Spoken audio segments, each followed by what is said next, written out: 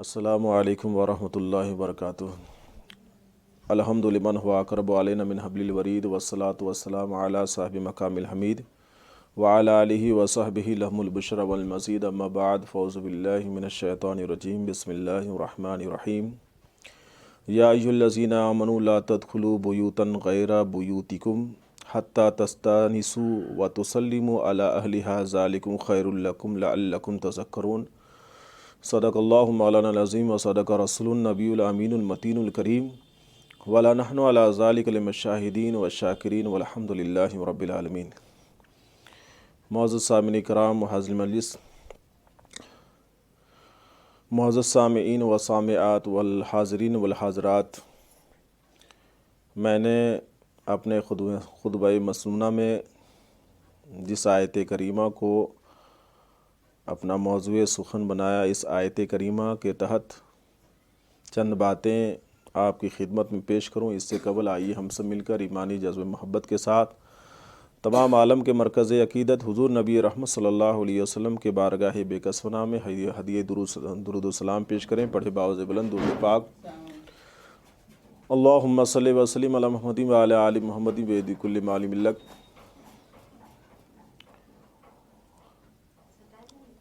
ایک مرتبہ اور درود شریف پڑھیں، اللہم صلی وسلم علی محمد وعلی آل محمد بعد کل معلوم لک۔ اللہ تبارک و تعالیٰ نے اس آیت کریمہ میں ایمان والوں سے فرمایا، یا ایھا الذین آمنوا، اے ایمان والو، لا تدخلوا بیوتا غیر بیوتکم، اپنے گھروں کے سوا دوسرے گھروں میں داخل نہ ہو، حتیٰ تستانسوا، جب تک کہ اجازت نہ لے لو، وتسلموا علی اہلہا، اور گھر والوں پر سلام نہ کر لو۔ لہٰذا ہم کسی کے بھی گھر جائیں تو اجازت لے کر کے جائیں، اجازت لے لیں، اور ساتھ ہی ساتھ داخل ہوتے کے ساتھ گھر والوں کو سلام کریں۔ یعنی پہلی اجازت ہے، اس کے بعد سلام ہے۔ پہلے اجازت لے لیں، اس کے بعد داخل ہوتے کے ساتھ ان لوگوں کو سلام کریں۔ اس کا فائدہ کیا ہے؟ اللہ تعالیٰ نے فرمایا، ذالکم خیر لکم، یہ تمہارے لیے خیر ہے، یعنی بہتر ہے۔ اور ظاہر سی بات ہے کہ اجازت لے کے جائیں گے اور پھر گھر والوں کو سلام کریں گے، یہ اس کے لیے بھی خیر ہے اور گھر والوں کے لیے بھی خیر ہے۔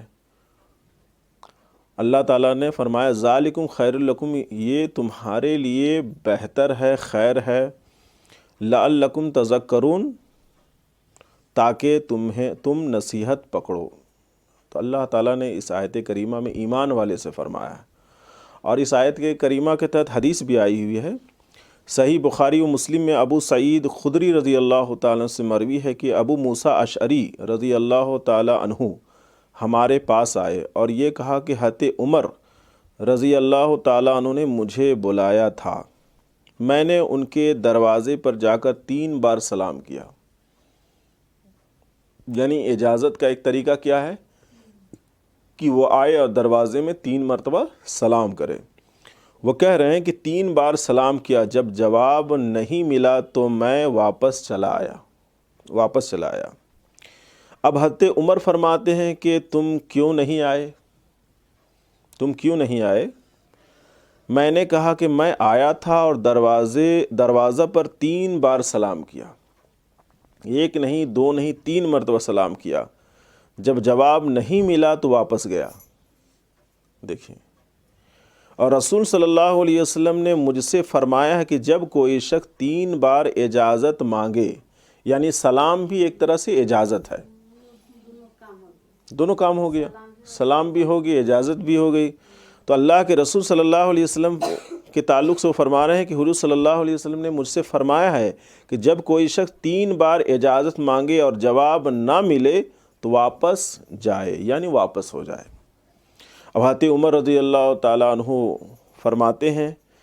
فرماتے ہیں کہ گواہ لاؤ کہ حضور نے ایسا فرمایا ہے۔ آج دیکھیے، کوئی بھی بات ہوتی ہے تو بلا چون چہرہ ہم اس کو ایکسیپٹ کر لیتے ہیں، قبول کر لیتے ہیں، ہے نا. بہت سارے موبائل میں میسیج آتا ہے تو تھوڑی دیر کے لیے لگتا ہے وہ دینی بات ہے، اور دینی بات ہے بغیر تحقیق کیے ہوئے ہم اس کو آگے بڑھا دیتے ہیں، بغیر سوچے سمجھے آگے بڑھا دیتے ہیں. کچھ لوگ تو لکھ بھی دیتے ہیں اور ساتھ میں ساتھ وہاں نیچے کچھ تحریر کر دیتے ہیں کہ اگر اس میسیج کو آپ نہیں بڑھائیں گے تو آپ تباہ ہو جائیں گے. بتائیے، دینی بات لکھ کر کے بولے نہیں آپ بڑھائیں گے تو آپ نقصان اٹھائیں گے، آپ خسارہ اٹھائیں گے، آپ کے بچے پریشان ہو جائیں گے، آپ بہت ساری بیماریوں، اور وہ آدمی ڈر کے مارے اس چیز کو آگے بڑھا دیتا ہے. تو ایسی بات تو کہیں ہے نہیں.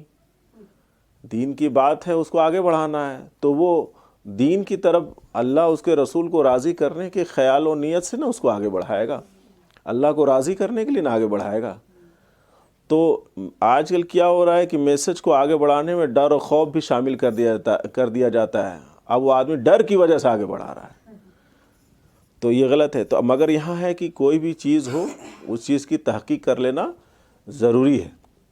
ایسا نہیں ہے کہ کوئی بھی میسج کیے اس چیز کو آگے فارورڈ کر دیے. آج اسی وجہ سے کیا ہے کہ بہت ساری باتیں ایسی آ گئی ہیں کہ ابھی کنہیں سے بھی پوچھیے تو کہتے ہیں کہ فیس بک میں ہم پڑھے تھے، کنہیں سے پوچھیے کہ ہم موبائل میں پڑھے تھے، یوٹیوب میں دیکھے تھے. تو اب ظاہر بات ہے کہ یوٹیوب، فیس بک، انسٹاگرام، یہ جو بھی چیز ہے کتاب نہیں نہ ہے. کتاب میں پڑھیں یا کسی باعمل عالم سے سنیں یا عالم کا کچھ بیان ہے، ان کا نام کیا ہے، وہ کہاں ہے، یہ بات نہ ہونی چاہیے. تو لوگ ایسی بات یہاں کیا کہ کہہ رہے ہیں کہ حضرت عمر رضی اللہ عنہ فرماتے ہیں گواہ لاؤ حضور نے ایسا فرمایا ہے.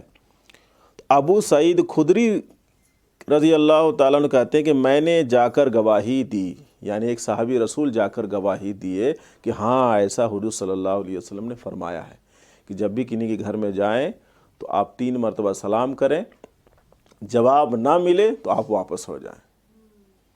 تو یہ آپ اب اس میں فائدہ بھی ہے کہ آپ اجازت بھی لے رہے ہیں اور سلام بھی کر لے رہے ہیں.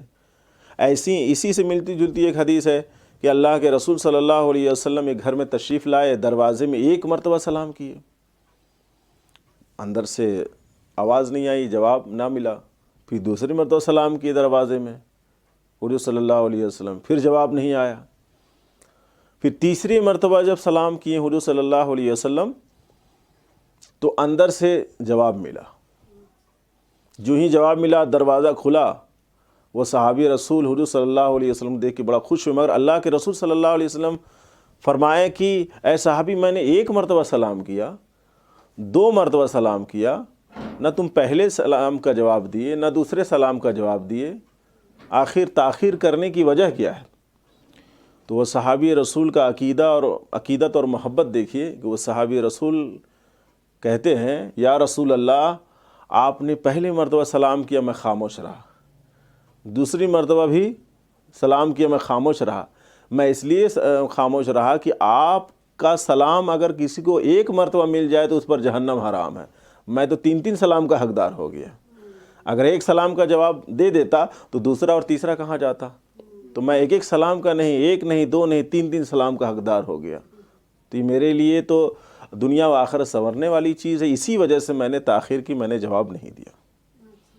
دیکھیے ہاں سننے کی تاکہ اللہ کے رسول صلی اللہ علیہ وسلم سلام کرے. تو اب کیسی محبت اور عقیدت تھی. میں تاخیر کرنے کی وجہ کیا بتائیں کہ آپ کا سلام مجھ پر، تو میں دنیا کیا آخرت اور آخرت کیا ہر جگہ میں سلامتی سے گزر جاؤں گا، چاہے دنیا ہو چاہے آخرت ہو. تو یہ اسی سے ملتی جلتی حدیث تھی، اس لیے ہم بات رکھ دیے. ایک اور حدیث ہے کہ ابو داؤد نے ابو ہریرہ رضی اللہ تعالیٰ عنہ سے روایت کی، رسول صلی اللہ علیہ وسلم نے فرمایا کہ جب کوئی شخص بلایا جائے، ہوتا ہے کہ ہم کہتے ہیں کہ بھائی جائیے ان کو بلا کے لیتے آئیے، اور ہوتا کیا ہے کہ وہ اسی کے ساتھ آ جاتے ہیں، اسی بھائی کے ساتھ. تو ایسی صورت میں کیا اجازت لینا ہے یا نہیں لینا ہے؟ ہم لے جائیے ان کو بلا کے لیے، وہ گئے بھی اور ساتھ میں آ بھی رہے. تو ایسی صورت میں دروازے میں اجازت لینا ہے یا نہیں لینا ہے؟ تو یہ حدیث ان لوگوں اس سوال کے جواب میں ہے کہ جب کوئی شخص بلایا جائے اور اسی بلانے والے کے ساتھ ہی آئے تو یہی بلانا اس کے لیے اجازت ہے، یعنی اس صورت میں اجازت حاصل کرنے کی ضرورت نہیں ہے. یعنی وہ شخص ساتھ میں آ ہی رہا ہے تو پھر اجازت کی ضرورت ہی نہیں ہے۔ اور ایک روایت میں کہ آدمی بھیجنا ہی اجازت ہے، یعنی میں نے آپ کو بھیجا کہ جائیے ان کو بلا لے آئیے، تو یہ اجازت ہی تو ہے کہ میں آپ کو طلب کر رہا ہوں، میں آپ کو بلا رہا ہوں، تو پھر دروازے میں آ کر کے پھر اجازت لینا یہ تو مناسب نہیں ہے، ضرورت نہیں ہے۔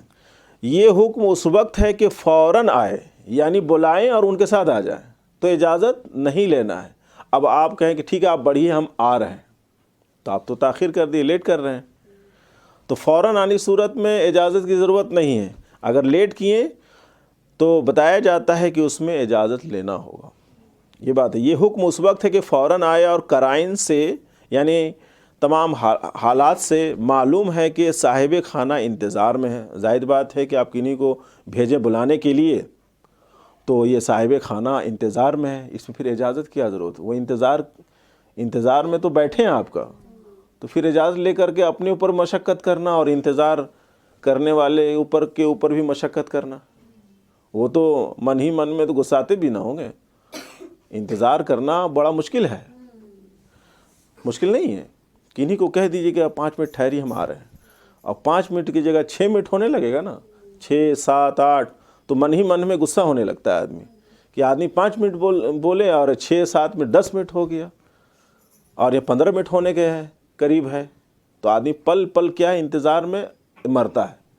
اب دنیا کیا ہے، انتظار ہی کی تو جگہ ہے کہ تمام لوگ ملک الموت کے انتظار میں ہیں، جب وہ آئیں گے پھر چلے جائیں گے ہم لوگ۔ تو دنیا انتظار ہی کی تو جگہ ہے، اور اس انتظار میں آدمی کتنا پریشان ہو رہا ہے، بہت پریشان ہو رہا ہے۔ تو انتظار جو کہا جاتا ہے ایک معقولہ ہے، حدیث نہیں ہے، الانتظار اشد من الموت، کہ انتظار جو ہے موت سے بھی زیادہ سخت ہے۔ میں نے ایک معقولہ ہے عربی کا، انتظار موت سے بھی زیادہ سخت ہے۔ موت آئی، ملک الموت روح نکالے چلے گئے، مگر انتظار میں آدمی 5 منٹ رکیے اور وہ 6 منٹ کر رہے ہیں، آدمی مر رہا ہے کہ نہیں؟ 7 منٹ کر رہے ہیں، مر رہا ہے کہ نہیں؟ 8 منٹ ہو گیا، 9 10 منٹ ہو گیا، 15 منٹ ہو گیا، پل پل مر رہا ہے نا۔ تو موت سے زیادہ سخت کیا ہے؟ انتظار ہے۔ تو یہاں جب کسی کو کہا جا رہا ہے کہ آپ جائیے ان کو بلا کے لیے آئیے، تو اس سے صاف ظاہر ہے کہ وہ جو بھیجے ہیں وہ خود انتظار میں ہیں۔ اب آپ دروازے میں اجازت لینے کا معاملہ رکھیں گے تو وہ تو من ہی من میں غصائیں گے نا، اور ان کو تکلیف بھی ہوگی۔ تو وہی کہا گیا کہ انتظار میں ہیں، صاحب خانہ انتظار میں ہے اور مکان میں پردہ ہو چکا ہے، تو اجازت لینے کی ضرورت نہیں، اور اگر دیر میں آئے تو اجازت حاصل کرے، جیسا کہ اصحاب صفہ نے کیا تھا۔ ایک اور حدیث پاک ہے، ترمذی اور ابو داؤد نے سے روایت کہتے ہیں کہ صفوان بن امیہ نے مجھے نبی کریم صلی اللہ علیہ وسلم کے پاس بھیجا تھا، میں بغیر سلام کی اور بغیر اجازت اندر چلا گیا۔ دیکھیے اللہ اکبر، یعنی حضور صلی اللہ علیہ وسلم کی بارگاہ میں ایک شخص بغیر سلام اور بغیر اجازت کے اندر چلے گئے۔ حضور صلی اللہ علیہ وسلم نے فرمایا باہر جاؤ اور یہ کہو السلام علیکم ادخلو، کیا اندر آ جاؤں؟ یعنی باہر جاؤ اور سلام کرو اور یہ کہو ادخلو، میں داخل ہو جاؤں، میں اندر آ جاؤں، ہے نا۔ تو یہ ایک طرح سے کیا ہے کہ مکان میں داخل ہونے سے پہلے اجازت لینا، یہ اللہ کا بھی حکم ہے اور اللہ کے رسول صلی اللہ علیہ وسلم کا حکم ہے۔ اور یہ ڈسپلین اور یہ تہذیب آپ کو اسکول میں بھی نظر آئے گا۔ بچے لوگ کہتے ہیں نا ٹیچر میں آئی کم ان سر، ہے نا، کیا میں اندر آ سکتا ہوں؟ ایک آفس میں جانے والا ورکر اپنے افسر سے اجازت لیتا ہے اندر آ جاؤں، تو اتنا پروسیس ہے کہ سامنے ایک شخص کھڑا ہوتا ہے جو واچ مین ہے، وہ اندر جاتا ہے اور اجازت لے کر کے آتا ہے، ہاں وہ کہہ رہے ہیں کہ آپ اندر آئیے، تب اندر آتے ہیں۔ تو آفس میں یہ چیز ہے، اسکول میں یہ چیز ہے، مگر گھر میں کیوں نہیں؟ گھر میں بھی تو ہونا چاہیے کہ باہر سے جب بھی کوئی شخص آئے تو گھر والوں کو سلام کرے۔ اور اس سے بہت سارے فائدے ہیں۔ فائدہ تو سب سے بڑی بات ہے کہ یہ قرآن پر عمل پیرا ہونا ہوگا، اور ایک تو ہے کہ حدیث پاک میں بھی عمل ہوں گے۔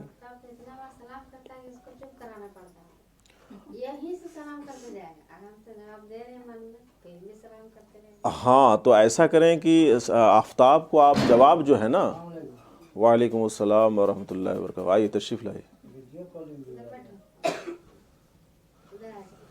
تو آفتاب کو آپ ایسے ہی جواب دیتے ہیں جیسے ہم کو آپ جواب دیتے ہیں. ہم کو جواب دینے میں آہستہ جواب ہے، مگر آفتاب کو آپ زور سے جواب دیجیے گا تو آفتاب کو معلوم ہو جائے گا امی جواب دے دیے. تو آپ اپنے عادت کے حساب سے آہستہ جواب دیتے ہوں گے، جس کی بنیاد پر آفتاب کو لگتا ہوگا کہ ابھی امی نہیں سنی ہے، اسی لیے سلام کی لڑی لگا دیتے ہیں. السلام علیکم، سلامت رہیے امی، سلامت رہیے امی، سلامت رہیے. اور یہ طلب میں ہے کہ امی ہم کو ابھی تک سلامتی کی دعا نہیں دی. کیا بات ہے، ہم سے ناراض ہے کیا، یا اس میں کچھ راز ہے کیا آفتاب ہے نا. تو خیر یہ اچھی عادت ہے، سلام کر کے داخل ہونا. یہ قرآن شریف میں بھی آ گیا. اللہ تعالیٰ نے فرمایا یا ایھا الذین آمنوا لا تدخلوا بیوتا غیر بیوتکم حتی تستأنسوا وتسلموا علی اہلھا ذلکم خیر لکم لعلکم تذکرون. اے ایمان والو، اپنے گھروں کے سوا، یعنی اپنے گھروں کے سوا، اپنے گھر کے علاوہ دوسرے گھروں میں داخل نہ ہو جب تک کہ اجازت نہ لے لو، اور گھر والوں پر سلام نہ کر لو.